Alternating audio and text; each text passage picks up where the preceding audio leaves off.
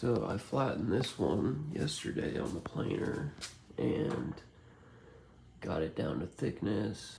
This is the live edge that I cut off with the jigsaw.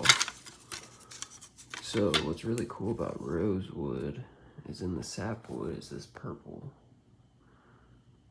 As you can see there, it's very nice. It like bleeds through. That was originally in that spot, as you can see that hole. Here's another piece. And then you can see the purple a little bit right here too in this slab. See it right here. This is the next one that I'm gonna work on. As you can see, I traced a few things for maybe like a handle. But